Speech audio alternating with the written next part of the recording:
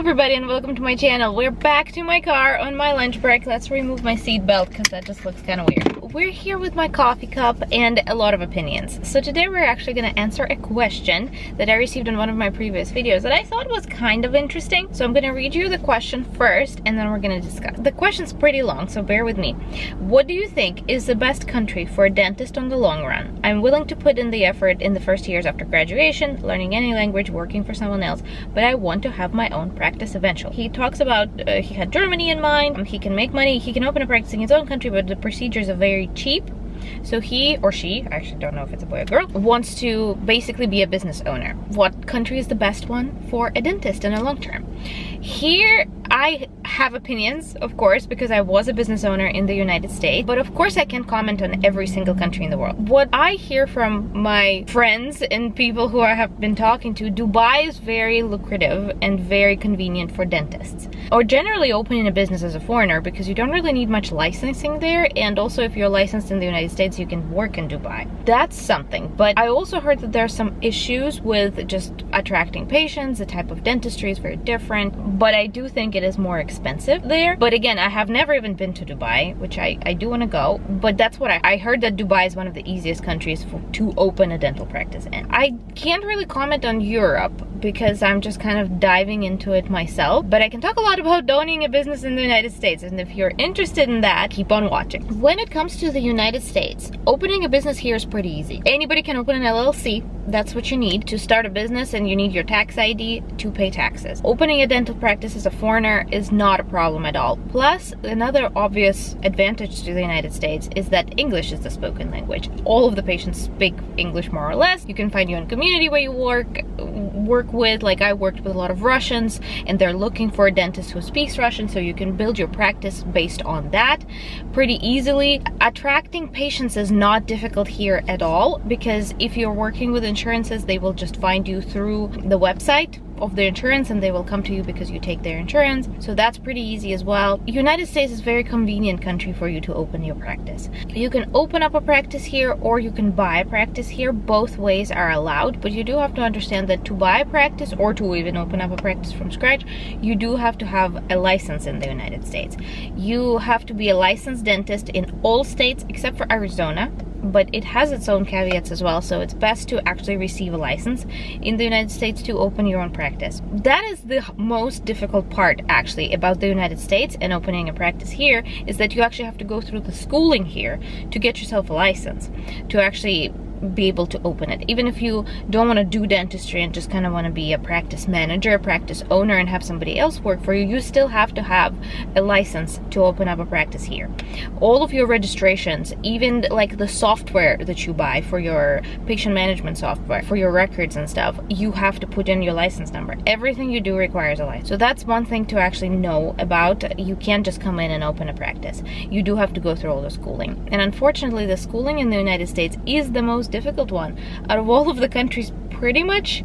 I don't want to say in the world, but it's certainly not easy, because when it comes to Europe, now that I'm moving there and finding out all that stuff, you don't really need to go to school again. You just need to go through some certain exams. Different countries are different, of course, but you can get a European license much easier and much cheaper than the American license. Getting the American license in general is very expensive. Even if you don't go through, if you go to the states that are kind of easier to get the license in, you still will have to invest a lot of money and time, because it takes at least 4 years to go through the process before you can open up a practice. Let me talk about just how the practices here operate, how you open a practice in general. Everything is extremely expensive in the United States. Everything. When it comes to practice ownership, you talk about thousands of dollars. You don't like, how much is it going to be like to put in a new little tiny piece in my equipment? Oh, it's going to be like $2,000. And it's never hundreds, it's always thousands. So think about the investment amount. The only difficulty when it comes to opening a practice as a foreigner in the US is that you have to take a loan. I don't think you have money, or if you do, congratulations, but if you don't have cash money to just buy all the equipment and open a practice from scratch, or buy a practice, then it's gonna be a little bit difficult for you to get a loan because it's a huge amount of money that you need out front. You need to get a practice loan for that, and you do have to have some sort of a residency status to get that. How much does it cost to build a practice in the US, to open your own or to buy? Usually about the same. It doesn't really matter if you're building the practice up from scratch or you're buying a practice from somebody else. The price would be comparable. I wouldn't say one is cheaper than the other.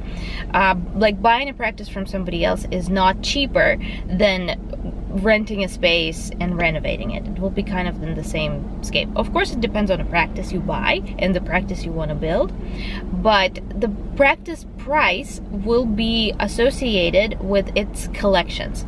Equipment depreciates, it's worthless. So if you're buying a practice and it has like all this fancy equipment, it doesn't cost anything because it depreciates after a year. So all that doesn't really affect the price of the practice. The only thing that does affect the price of the practice is the production amount, production and collection. I think it's collection. So however much money the practice collected the previous year of operation is going to be approximate price that you're going to have to pay for it. So price of a year of work. If the practice collected 500,000 in a year, and I mean collected, so like did the procedures, put in the well of money that the practice accumulates before any salary, before any take-home money for the dentist, before everything, just how much gross money came into the practice. It doesn't matter how much it costs to run, how much are salaries of the employees, it doesn't matter, just how much money came into the pocket of the practice before any expenses or taxes. That would be its price. So if you want to buy a smaller practice, that would usually be like 300 to 500,000. If you're looking to buy a bigger practice with multiple chairs, like 6-7 chairs, that would be in $1 million. You shouldn't buy a practice that's less than 800,000 in collections. So $800,000 is the price of a good practice to purchase. $800,000 is a lot of dollars. That's like almost $1 million that you have to give to somebody and that you have to take out a loan for.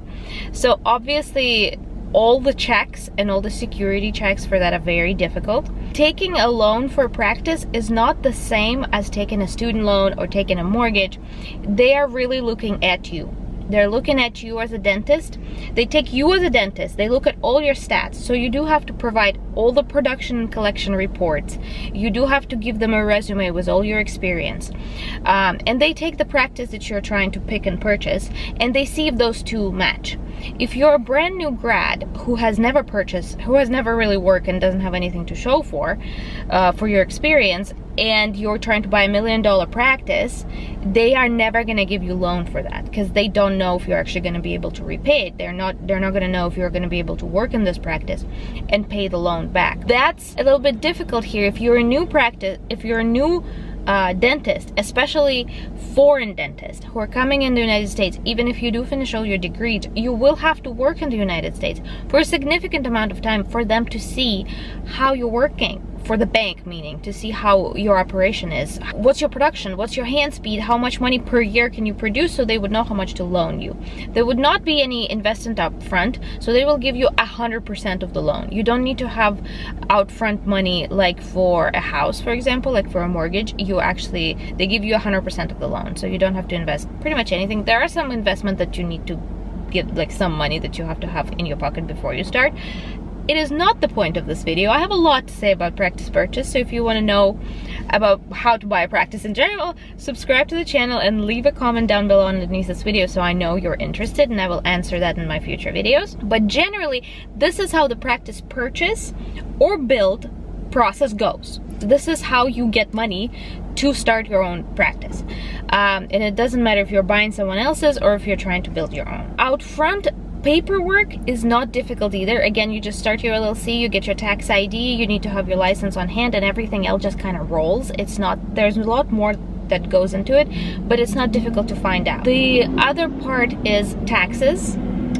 Taxes are murderous in the United States. Amount of taxes that I paid, like every time the money went to the taxes, was like draining my soul. It was pretty much half of everything I collected went into taxes. There's so many taxes that you don't even know exist.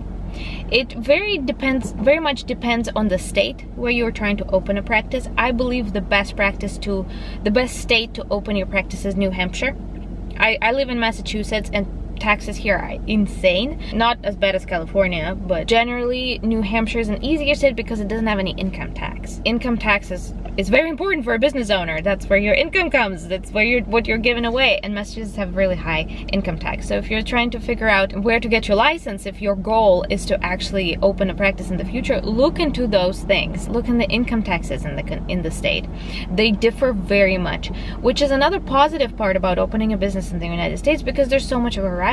You can find the states that doesn't have an income tax. You can find the state where you will be conveniently, you can find a state for you. Tax is different everywhere. Federal taxes are kind of its own thing, but there's federal and there's state tax. There are two different kind of taxes. There's so many taxes. Every time you pay your employee, you pay the tax. You pay an unemployment tax, which I always found ridiculous, because like, I'm employing them. How am I paying unemployment tax? Anyway, that is a very big negative about opening a business in the United States. I do not know the state of taxes in different countries, but the United States is pretty difficult. Just the tax system in of itself is difficult to figure out because there are different tax brackets. You do have to have a good accountant straight away just to make sense of all of this. The good part about it is that you can write off a lot of those expenses to lower your income. Again, that is not something that I'm gonna get into in this video because I can talk about this for hours, but just know that the tax system here in the United States is difficult. If you see how much money dentists get, like if you just look at the collection of the practice, you're not thinking about how much you're gonna give away to the government. If you can find a country that has less taxes, probably consider that. How much is the cost of procedures? How much are you gonna actually put in your pocket? And that honestly differs greatly. Depends on where you're gonna open your practice. Of course, cost of dentistry in America is very, very high, but it doesn't mean that you're gonna put that money in your pocket. It doesn't mean that at all, because if you're working with insurance companies, which is the easiest way to open up a practice, because 80% of patients have dental insurance, and 80%, probably even more than 80%, if you're trying to open a practice anew and you're trying to find patients to go to that practice, it's going to be very difficult for you to do without insurance websites, because they're basically the ones who, those are basically the ones who are gonna attract patients to you. They're your main client. The insurance company is your main patient, not the patient itself.